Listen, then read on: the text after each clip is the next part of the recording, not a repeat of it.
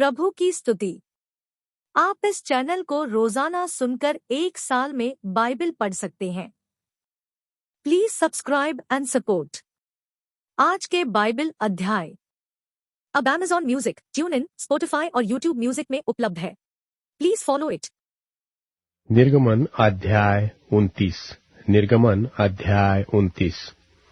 और फिर उन्हें पवित्र करने को जो काम तुझे उनसे करना है कि वे मेरे लिए याजक का काम करे, वह यह है: 1 निर्दोष बछड़ा और 2 निर्दोष मेढ़े लेना, और अखमीरी रोटी और तेल से सने हुए मैदे के अखमीरी फुलके और तेल से चुपड़ी हुई अखमीरी पपड़ियां भी लेना। ये सब गेहूं के मैदे के बनाना। इनको एक टोकरी में रखकर उस टोकरी को उस बछड़े और उन दोनों मेंढों समेत समीप ले आना। फिर हारून और उसके पुत्रों को मिलाप वाले तंबू के द्वार के समीप ले आकर जल से नहलाना। तब उन वस्त्रों को लेकर हारून को अंगरखा और एपोद का बागा पहनाना, और एपोद और चपरास बांधना, और एपोद का काढ़ा हुआ पटुका भी बांधना, और उसके सिर पर पगड़ी को रखना, और पगड़ी पर पवित्र मुकुट को रखना। तब अभिषेक का तेल ले उसके सिर पर डालना, उसका अभिषेक करना। फिर उनके पुत्रों को समीप ले आकर उनको अंगरखे पहनाना, और उनके अर्थात हारून और उसके पुत्रों के कमर बांधना, और उनके सिर पर टोपियां रखना, जिससे याजक के पद पर सदा उनका हक रहे। इसी प्रकार हारून और उसके पुत्रों का संस्कार करना, और बछड़े को मिलाप वाले तंबू के सामने समीप ले आना, और हारून और उसके पुत्र बछड़े के सिर पर अपने अपने हाथ रखे।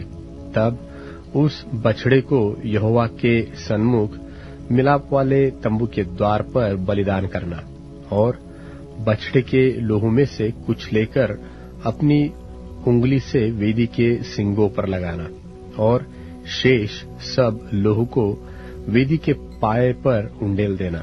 और जिस चर्बी से अतड़ियां ढपी रहती है और जो झिल्ली कलेजे के ऊपर होती है, उनको और दोनों गुर्दों को उनके ऊपर की चर्बी समेत लेकर सबको वेदी में जलाना, और बछड़े का मांस और खाल और गोबर छावनी से बाहर आग में जला देना, क्योंकि यह पाप बलि होगा।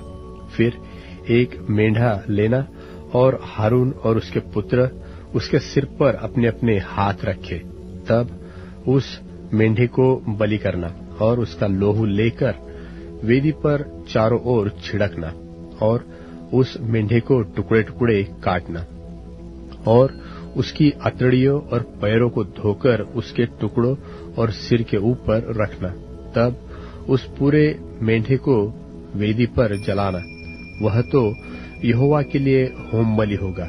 वह सुखदायक सुगंध और यहोवा के लिए हवन होगा। फिर दूसरे मेंढे को लेना, और हारून और उसके पुत्र उसके सिर पर अपने अपने हाथ रखे। तब उस मेंढे को बलि करना, और उसके लोहू में से कुछ लेकर हारून और उसके पुत्रों के दाहिने कान के सिरे पर और उनके दाहिने हाथ और दाहिने पांव के अंगूठों पर लगाना, और लोहू को वेदी पर चारों ओर छिड़क देना। फिर वेदी पर के लोहू और अभिषेक के तेल, इन दोनों में से कुछ कुछ लेकर हारून और उसके वस्त्रों पर और उसके पुत्रों और उनके वस्त्रों पर भी छिड़क देना। तब वह अपने वस्त्रों समेत और उसके पुत्र भी अपने अपने वस्त्रों समेत पवित्र हो जाएंगे। तब मेंढे को संस्कार वाला जानकर उसमें से चर्बी और मोटी पूंछ को, और जिस चर्बी से अतड़ियां ढपी रहती है, उनको, और कलेजे पर की झिल्ली को, और चर्बी समेत दोनों गुर्दों को और दाहिने पुट्ठे को लेना, और अखमीरी रोटी की टोकरी जो यहोवा के आगे धरी होगी, उसमें से भी 1 रोटी और तेल से सने हुए मैदे का 1 फुलका और 1 पपड़ी लेना। इन सबको हारून और उसके पुत्रों के हाथों में रखकर हिलाए जाने की भेंट ठहरा के यहोवा के आगे हिलाया जाए। तब उन वस्तुओं को उनके हाथों से लेकर होम बलि की वेदी पर जला देना, जिससे वह यहोवा के सामने सुखदायक सुगंध ठहरे। वह तो यहोवा के लिए हवन होगा। फिर हारून के संस्कार का जो मेंढा होगा, उसकी छाती को लेकर हिलाए जाने की भेंट के लिए यहोवा के आगे हिलाना, और वह तेरा भाग ठहरेगा। और हारून और उसके पुत्रों के संस्कार का जो मेंढा होगा, उसमें से हिलाए जाने वाली की भेंट वाली छाती जो हिलाई जाएगी, और उठाए जाने का भेंट वाला पुट्ठा जो उठाया जाएगा, इन दोनों को पवित्र ठहराना। और ये सदा की विधि की रीति पर इस्राएलियों की ओर से उसका और उसके पुत्रों का भाग ठहरे, क्योंकि ये उठाए जाने की भेंट ठहरेंगी। और यह इस्राएलियों की ओर से उनके मेल बलियों में से यहोवा के लिए उठाए जाने की भी भेंट होंगी। और हारून के जो पवित्र वस्त्र होंगे, वह उसके बाद उसके बेटे पोते आदि को मिलते रहे, जिससे उन्हीं को पहने हुए उनका अभिषेक और संस्कार किया जाए। उसके पुत्रों में से जो उसके स्थान पर याजक होगा, वह जब पवित्र स्थान में सेवा टहल करने को मिलाप वाले तंबू में पहले आए, तब उन वस्त्रों को 7 दिन तक पहने रहे। फिर याजक के संस्कार का जो मेंढा होगा, उससे लेकर उसका मांस किसी पवित्र स्थान में पकाना। तब हारून अपने पुत्रों समेत उस मेंढे का मांस और टोकरी की रोटी दोनों को मिलाप वाले तंबू के द्वार पर खाए। और जिन पदार्थों से उनका संस्कार और उन्हें पवित्र करने के लिए प्रायश्चित्त किया जाएगा, उनको तो वे खाए, परंतु पराये कुल का कोई उन्हें न खाए, क्योंकि वे पवित्र होंगे। और यदि संस्कार वाले मांस व रोटी में से कुछ बिहान तक बचा रहे, तो उसे बचे हुए को आग में जलाना, वह खाया न जाए, क्योंकि वह पवित्र होगा। और मैंने तुझे जो जो आज्ञा दी है, उन सबों के अनुसार तू हारून और उसके पुत्रों से करना, और 7 दिन तक उनका संस्कार करते रहना। अर्थात पाप बलि का एक बछड़ा प्रायश्चित्त के लिए प्रतिदिन चढ़ाना, और वेदी को भी प्रायश्चित्त करने के समय शुद्ध करना, और उसे पवित्र करने के लिए उसका अभिषेक करना। 7 दिन तक वेदी के लिए प्रायश्चित्त करके उसे पवित्र करना, और वेदी परम पवित्र ठहरेगी, और जो कुछ उससे छू जाएगा वह भी पवित्र हो जाएगा। जो तुझे वेदी पर नित्य चढ़ाना होगा, वह यह है, अर्थात प्रतिदिन एक वर्ष के 2 भेड़ी के बच्चे। एक भेड़ के बच्चे को तो तू भोर के समय और दूसरे भेड़ के बच्चे को गोधूली के समय चढ़ाना, और एक भेड़ के बच्चे के संग हीन की चौथाई कूट के निकाले हुए तेल से सना हुआ एपा का 10वां भाग मैदा, और अर्घ के लिए हीन की चौथाई दाखमधु देना। और दूसरे भेड़ के बच्चे को भी गोधूली के समय चढ़ाना, और उसके साथ भोर की रीति के अनुसार अन्न बलि और अर्घ दोनों देना, जिससे वह सुखदायक सुगंध और यहोवा के लिए हवन ठहरेगा। तुम्हारी पीढ़ी पीढ़ी में यहोवा के आगे मिलाप वाले तंबू के द्वार पर नित्य ऐसा ही होम बलि हुआ करे। यह वह स्थान है जिसमें मैं तुम लोगों से इसलिए मिला करूंगा कि तुझसे बातें करूं, और मैं इस्राएलियों से वही मिला करूंगा, और वह तंबू मेरे तेज से पवित्र किया जाएगा। और मैं मिलाप वाले तंबू और वेदी को पवित्र करूंगा, और हारून और उसके पुत्रों को भी पवित्र करूंगा, कि वे मेरे लिए याजक का काम करें। और मैं इस्राएलियों के मध्य निवास करूंगा और उनका परमेश्वर ठहरूंगा। तब वे जान लेंगे कि मैं यहोवा उनका परमेश्वर हूँ, जो उनको मिस्र देश से इसलिए निकाल ले आया कि उनके मध्य निवास करूं। मैं ही उनका परमेश्वर यहोवा हूँ।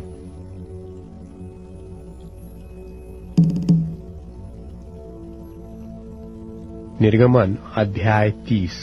निर्गमन अध्याय 30। फिर धूप जलाने के लिए बाबुल की लकड़ी की वेदी बनाना।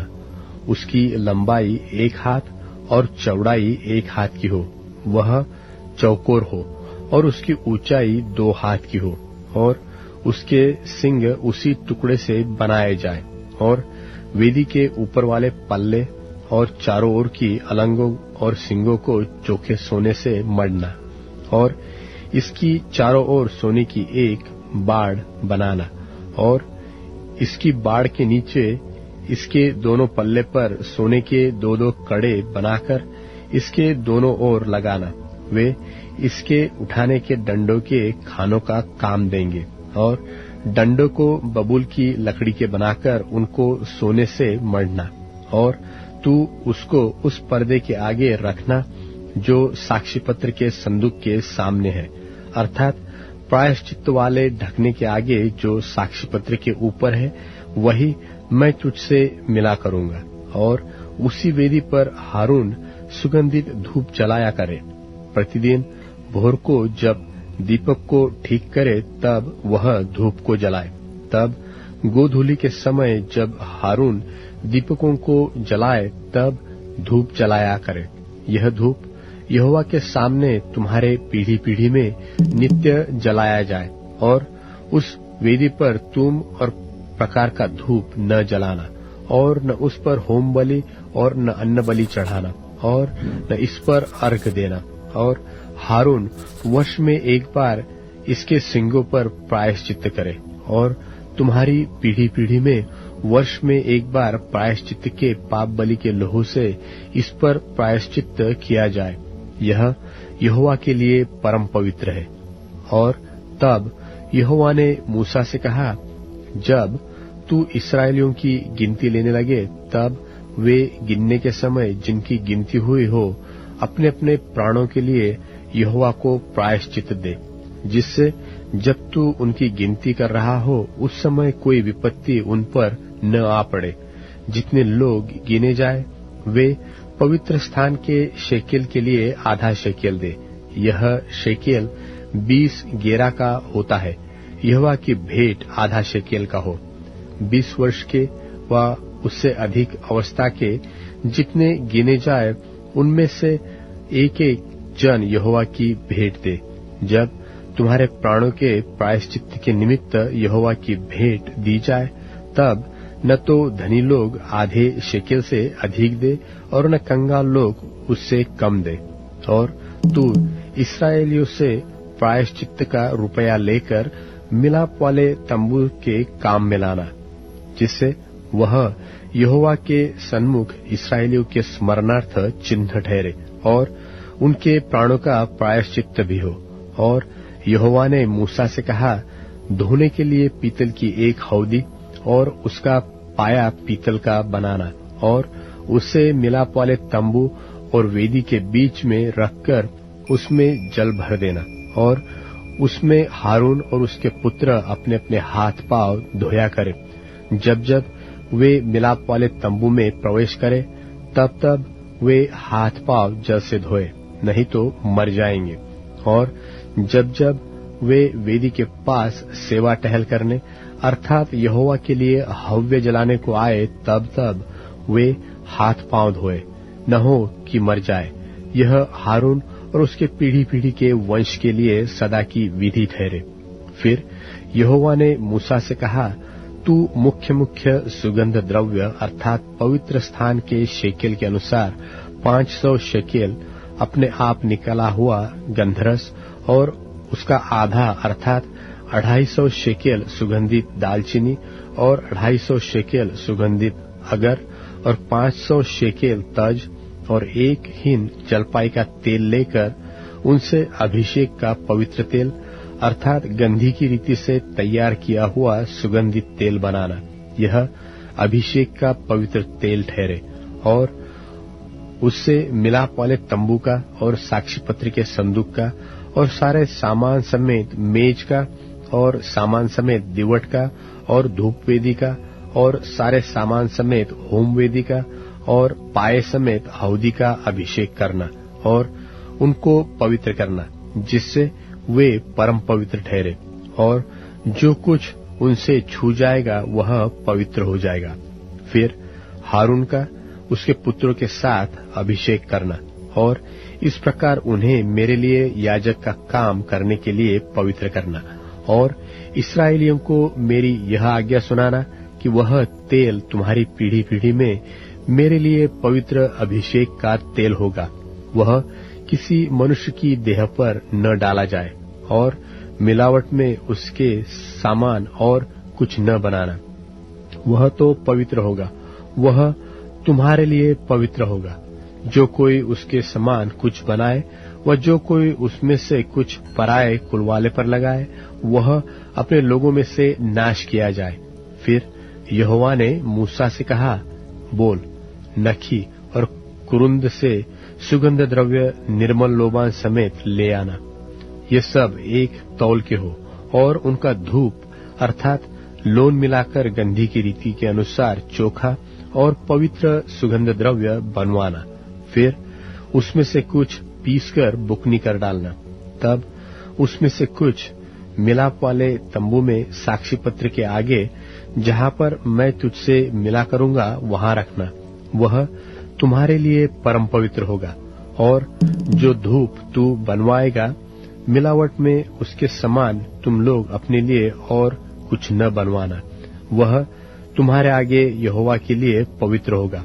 जो कोई सुगंध के लिए उसके समान कुछ बनवाए, वह अपने लोगों में से नाश किया जाए। यूहन्ना रचित सुसमाचार 3 अध्याय। फरीसियों में से निकोदेमुस नाम एक मनुष्य था, जो यहूदियों का सरदार था। उसने रात को यीशु के पास आकर उससे कहा, हे रब्बी, हम जानते हैं कि तू परमेश्वर की ओर से गुरु होकर आया है, क्योंकि कोई इन चिन्हों को जो तू दिखाता है, यदि परमेश्वर उसके साथ न हो तो नहीं दिखा सकता। यीशु ने उसको उत्तर दिया कि मैं तुझसे सच सच कहता हूँ, यदि कोई नए सिरे से न जन्मे तो परमेश्वर का राज्य देख नहीं सकता। निकोदेमुस ने उससे कहा, मनुष्य जब बूढ़ा हो गया तो क्यों कर जन्म ले सकता है? क्या वह अपनी माता के गर्भ में दूसरी बार प्रवेश करके जन्म ले सकता है? यीशु ने उत्तर दिया कि मैं तुझसे सच सच कहता हूँ, जब तक कोई मनुष्य जल और आत्मा से न जन्मे तो वह परमेश्वर के राज्य में प्रवेश नहीं कर सकता। क्योंकि जो शरीर से जन्मा है वह शरीर है, और जो आत्मा से जन्मा है वह आत्मा है। अचंभा न कर कि मैंने तुझसे कहा कि तुम्हें नए सिरे से जन्म लेना अवश्य है। हवा जिधर चाहती है उधर चलती है, और तू उसका शब्द सुनता है, परंतु नहीं जानता कि वह कहाँ से आती और किधर को जाती है। जो कोई आत्मा से जन्मा है वह ऐसा ही है। निकोदेमुस ने उसको उत्तर दिया कि ये बातें क्यों कर हो सकती हैं? यह सुनकर यीशु ने उससे कहा, तू इस्राएलियों का गुरु होकर भी क्या इन बातों को नहीं समझता? मैं तुझसे सच सच कहता हूँ कि हम जो जानते हैं वह कहते हैं, और जिससे हमने देखा है उसकी गवाही देते हैं, और तुम हमारी गवाही ग्रहण नहीं करते। जब मैंने तुमसे पृथ्वी की बातें कहीं और तुम प्रतीति नहीं करते, तो यदि मैं तुमसे स्वर्ग की बातें कहूं तो फिर क्यों कर प्रतीति करोगे? और कोई स्वर्ग पर नहीं चढ़ा, केवल वही जो स्वर्ग से उतरा, अर्थात मनुष्य का पुत्र जो स्वर्ग में है। और जिस रीति से मूसा ने जंगल में सांप को ऊंचे पर चढ़ाया, उसी रीति से अवश्य है कि मनुष्य का पुत्र भी ऊंचे पर चढ़ाया जाए, ताकि जो कोई विश्वास करे उसमें अनंत जीवन पाए। क्योंकि परमेश्वर ने जगत से ऐसा प्रेम रखा कि उसने अपना इकलौता पुत्र दे दिया, ताकि जो कोई उस पर विश्वास करे वह नाश न हो, परंतु अनंत जीवन पाए। परमेश्वर ने अपने पुत्र को जगत में इसलिए नहीं भेजा कि जगत पर दंड की आज्ञा दे, परंतु इसलिए कि जगत उसके द्वारा उद्धार पाए। जो उस पर विश्वास करता है उस पर दंड की आज्ञा नहीं होती, परंतु जो उस पर विश्वास नहीं करता वह दोषी ठहर चुका, इसलिए कि उसने परमेश्वर के एकलौते पुत्र के नाम पर विश्वास नहीं किया। और दंड की आज्ञा का कारण यह है कि ज्योति जगत में आई है, और मनुष्यों ने अंधकार को ज्योति से अधिक प्रिय जाना, क्योंकि उनके काम बुरे थे। क्योंकि जो कोई बुराई करता है वह ज्योति से बैर रखता है और ज्योति के निकट नहीं आता, ऐसा न हो कि उसके कामों पर दोष लगाया जाए। परंतु जो सच्चाई पर चलता है वह ज्योति के निकट आता है, ताकि उसके काम प्रकट हों कि वह परमेश्वर की ओर से किए गए हैं। इसके बाद यीशु और उसके चेले यहूदिया देश में आए और वह वहां उनके साथ रहकर बपतिस्मा देने लगा। और यूहन्ना भी शालेम के निकट एनोन में बपतिस्मा देता था, क्योंकि वहां बहुत जल था और लोग आकर बपतिस्मा लेते थे, क्योंकि यूहन्ना उस समय तक जेल खाने में नहीं डाला गया था। वहां यूहन्ना के चेलों का किसी यहूदी के साथ शुद्धि के विषय में वाद विवाद हुआ और उन्होंने यूहन्ना के पास आकर उससे कहा, हे रब्बी, जो व्यक्ति यरदन के पार तेरे साथ था और जिसकी तूने गवाही दी है, देख वह बपतिस्मा देता है और सब उसके पास आते हैं। यूहन्ना ने उत्तर दिया, जब तक मनुष्य को स्वर्ग से न दिया जाए तब तक वह कुछ नहीं पा सकता। तुम तो आप ही मेरे गवाह हो कि मैंने कहा, मैं मसीह नहीं परंतु उसके आगे भेजा गया हूँ। जिसकी दुल्हन है वही दूल्हा है, परंतु दूल्हे का मित्र जो खड़ा हुआ उसकी सुनता है, दूल्हे के शब्द से बहुत हर्षित होता है। अब मेरा यह हर्ष पूरा हुआ है। अवश्य है कि वह बढ़े और मैं घटूं। जो ऊपर से आता है वह सर्वोत्तम है, जो पृथ्वी से आता है वह पृथ्वी का है और पृथ्वी की ही बातें कहता है। जो स्वर्ग से आता है वह सबके ऊपर है। जो कुछ उसने देखा और सुना है उसी की गवाही देता है और कोई उसकी गवाही ग्रहण नहीं करता। जिसने उसकी गवाही ग्रहण कर ली उसने इस बात पर छाप दे दी कि परमेश्वर सच्चा है, क्योंकि जिसे परमेश्वर ने भेजा है वह परमेश्वर की बातें कहता है, क्योंकि वह आत्मा नाप नाप कर नहीं देता। पिता पुत्र से प्रेम रखता है और उसने सब वस्तुएं उसके हाथ में दे दी हैं। जो पुत्र पर विश्वास करता है अनंत जीवन उसका है, परंतु जो पुत्र को नहीं मानता वह जीवन को नहीं देखेगा, परंतु परमेश्वर का क्रोध उस पर रहता है। यूहन्ना रचित सुसमाचार 4 अध्याय। फिर जब प्रभु को मालूम हुआ कि फरीसियों ने सुना है कि यीशु यूहन्ना से अधिक चेले बनाता और उन्हें बपतिस्मा देता है, यद्यपि यीशु आप नहीं वरन उसके चेले बपतिस्मा देते थे, तब वह यहूदिया को छोड़कर फिर गलील को चला गया और उसको सामरिया से होकर जाना अवश्य था। सो वह सूखार नाम सामरिया के एक नगर तक आया, जो उस भूमि के पास है जिसे याकूब ने अपने पुत्र यूसुफ को दिया था, और याकूब का कुआं भी वहीं था। सो यीशु मार्ग का थका हुआ उस कुएं पर यूं ही बैठ गया, और यह बात 6 घंटे के लगभग हुई। इतने में एक सामरी स्त्री जल भरने को आई। यीशु ने उससे कहा, मुझे पानी पिला, क्योंकि उसके चेले तो नगर में भोजन मोल लेने को गए थे। उस सामरी स्त्री ने उससे कहा, तू यहूदी होकर मुझ सामरी स्त्री से पानी क्यों मांगता है? क्योंकि यहूदी सामरियों के साथ किसी प्रकार का व्यवहार नहीं रखते। यीशु ने उत्तर दिया, यदि तू परमेश्वर के वरदान को जानती और यह भी जानती कि वह कौन है जो तुझसे कहता है मुझे पानी पिला, तो तू उससे मांगती और वह तुझे जीवन का जल देता। स्त्री ने उससे कहा, हे प्रभु, तेरे पास जल भरने को तो कुछ है भी नहीं और कुआं गहरा है, तो फिर वह जीवन का जल तेरे पास कहाँ से आया? क्या तू हमारे पिता याकूब से बड़ा है, जिसने हमें यह कुआं दिया, और आप ही अपने संतान और अपने ढोरों समेत उसमें से पिया? यीशु ने उसको उत्तर दिया कि जो कोई यह जल पिएगा वह फिर प्यासा होगा, परंतु जो कोई उस जल में से पिएगा जो मैं उसे दूंगा, वह फिर अनंत काल तक प्यासा न होगा, वरन जो जल मैं उसे दूंगा वह उसमें एक सोता बन जाएगा जो अनंत जीवन के लिए उमड़ता रहेगा।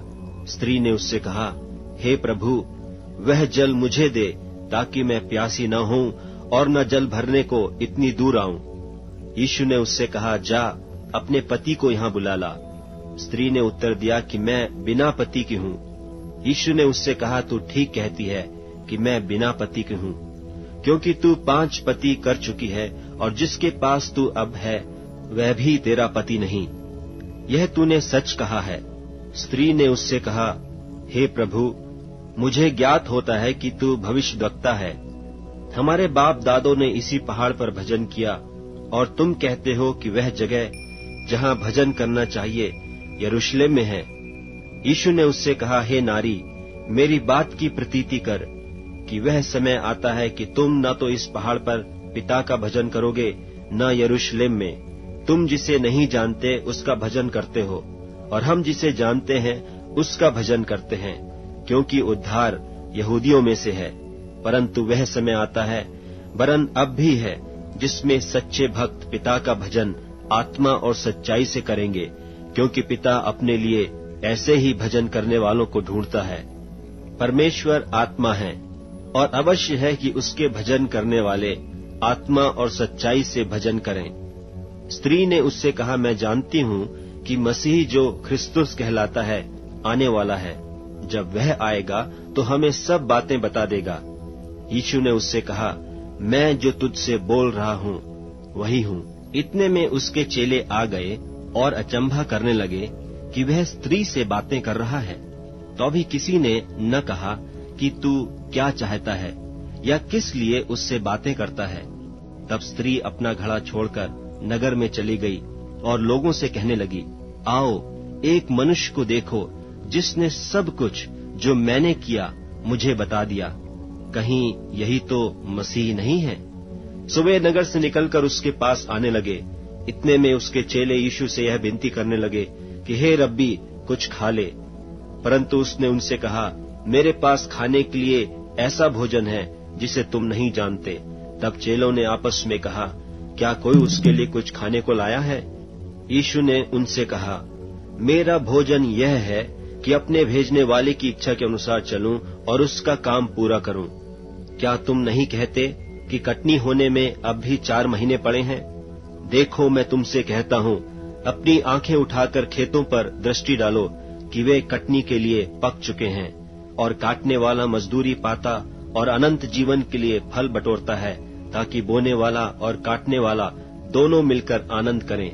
क्योंकि इस पर यह कहावत ठीक बैठती है कि बोने वाला और है और काटने वाला और। मैंने तुम्हें वह खेत काटने के लिए भेजा जिसमें तुमने परिश्रम नहीं किया, औरों ने परिश्रम किया, और तुम उनके परिश्रम के फल में भागी हुए। और उस नगर के बहुत सामरियों ने उस स्त्री के कहने से, जिसने यह गवाही दी थी कि उसने सब कुछ जो मैंने किया है मुझे बता दिया, विश्वास किया। तब जब ये सामरी उसके पास आए तो उससे विनती करने लगे कि हमारे यहाँ रह। सो वह वहाँ 2 दिन तक रहा, और उसके वचन के कारण और भी बहुतेरों ने विश्वास किया। और उस स्त्री से कहा, अब हम तेरे कहने ही से विश्वास नहीं करते, क्योंकि हमने आप ही सुन लिया और जानते हैं कि यही सचमुच में जगत का उद्धार करता है। फिर उन 2 दिनों के बाद वह वहां से कूच करके गलील को गया, क्योंकि यीशु ने आप ही साक्षी दी कि भविष्यद्वक्ता अपने देश में आदर नहीं पाता। जब वह गलील में आया तो गलीली आनंद के साथ उससे मिले, क्योंकि जितने काम उसने यरूशलेम में पर्व के समय किए थे उन्होंने उन सब को देखा था, क्योंकि वे भी पर्व में गए थे। तब वह फिर गलील के काना में आया, जहाँ उसने पानी को दाख रस बनाया था। और राजा का एक कर्मचारी था जिसका पुत्र कफरनहूम में बीमार था। वह यह सुनकर कि यीशु यहूदिया से गलील में आ गया है, उसके पास गया और उससे विनती करने लगा कि चलकर मेरे पुत्र को चंगा कर दे, क्योंकि वह मरने पर था। यीशु ने उससे कहा, जब तक तुम चिन्ह और अद्भुत काम न देखोगे तब तक कदापि विश्वास न करोगे। राजा के कर्मचारी ने उससे कहा, हे प्रभु, मेरे बालक की मृत्यु होने से पहले चल। यीशु ने उससे कहा, जा, तेरा पुत्र जीवित है। उस मनुष्य ने यीशु की कही हुई बात की प्रतीति की और चला गया। वह मार्ग में जा रहा था कि उसके दास उससे आ मिले और कहने लगे कि तेरा लड़का जीवित है। उसने उनसे पूछा कि किस घड़ी वह अच्छा होने लगा। उन्होंने उससे कहा, कल 7वें घंटे में उसका ज्वर उतर गया। तब पिता जान गया कि यह उसी घड़ी हुआ जिस घड़ी यीशु ने उससे कहा, तेरा पुत्र जीवित है, और उसने और उसके सारे घराने ने विश्वास किया। यह दूसरा आश्चर्य कर्म था जो यीशु ने यहूदिया से गलील में आकर दिखाया। भजन संहिता अध्याय 40। भजन संहिता अध्याय 40। मैं धीरज से यहोवा की बाट जोहता रहा, और उसने मेरी ओर झुककर मेरी दुहाई सुनी। उसने मुझे सत्यानाश के गड्ढे और दलदल की कीच में से उबारा, और मुझको चट्टान पर खड़ा करके मेरे पैरों को दृढ़ किया। और उसने मुझे एक नया गीत सिखाया, जो हमारे परमेश्वर की स्तुति का है। बहुतेरे यह देखकर डरेंगे और यहोवा पर भरोसा रखेंगे। क्या ही धन्य है वह पुरुष जिसने यहोवा पर भरोसा करता है, और अभिमानियों और मिथ्याओं की ओर मुड़ने वालों की ओर मुंह न फेरता हो। हे मेरे परमेश्वर यहोवा, तूने बहुत से काम किए हैं, और आश्चर्य कर्म और कल्पनाएं तू हमारे लिए करता है। वह बहुत सी है, तेरे तुल्य कोई नहीं। मैं तो चाहता हूँ कि खोलकर उनकी चर्चा करूं, परंतु उनकी गिनती नहीं हो सकती। मेल बलि और अन्न बलि से तू प्रसन्न नहीं होता। तूने मेरे कान खोदकर खोले हैं। होम बलि और पाप बलि तूने नहीं चाहा। तब मैंने कहा, देख, मैं आया हूँ, क्योंकि पुस्तक में मेरे विषय ऐसा ही लिखा हुआ है। हे मेरे परमेश्वर, मैं तेरी इच्छा पूरी करने से प्रसन्न हूँ, और तेरी व्यवस्था मेरे अंतकरण में बनी है। मैंने बड़ी सभा में सब धर्म के शुभ समाचार प्रचार किया है। देख, मैंने अपना मुंह बंद नहीं किया। हे यहोवा, तू इसे जानता है। मैंने तेरा धर्म मन ही मन नहीं रखा। मैंने तेरी सच्चाई और तेरे किए हुए उद्धार की चर्चा की है। मैंने तेरी करुणा और सत्यता बड़ी सभा से गुप्त नहीं रखी। हे यहोवा, तू भी अपनी बड़ी दया मुझ पर से न हटा ले। तेरी करुणा और सत्यता से निरंतर मेरी रक्षा होती रहे, क्योंकि मैं अनगिनत बुराइयों से घिरा हुआ हूँ। मेरे अधर्म के कामों ने मुझे आ पकड़ा, और मैं दृष्टि नहीं उठा सकता। वे गिनती में मेरे सिर के बालों से भी अधिक है, इसलिए मेरा हृदय टूट गया। हे यहोवा, कृपा करके मुझे छुड़ा ले। हे यहोवा, मेरी सहायता के लिए फुर्ती कर। जो मेरे प्राण की खोज में है, वे सब लज्जित हो, और उनके मुंह काले हो।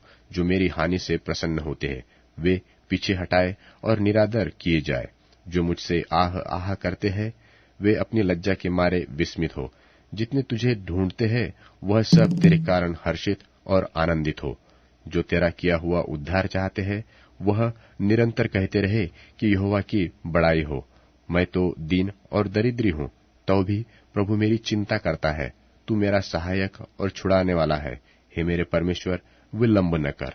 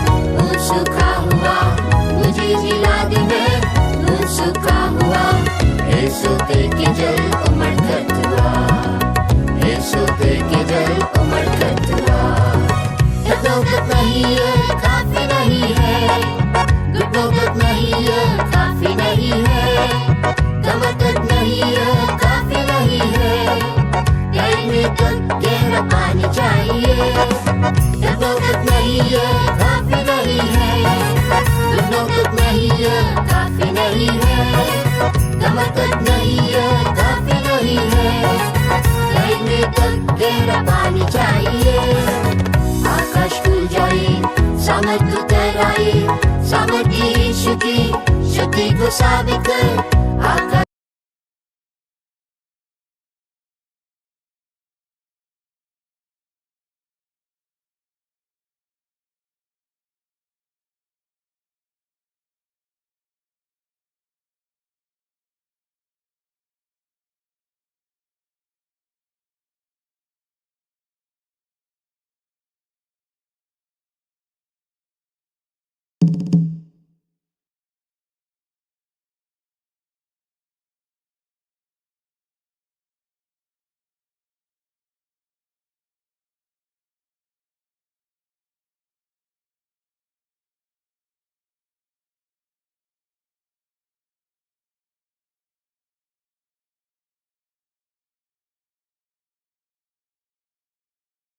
अब Amazon music, tune in, Spotify और यूट्यूब म्यूजिक में उपलब्ध है।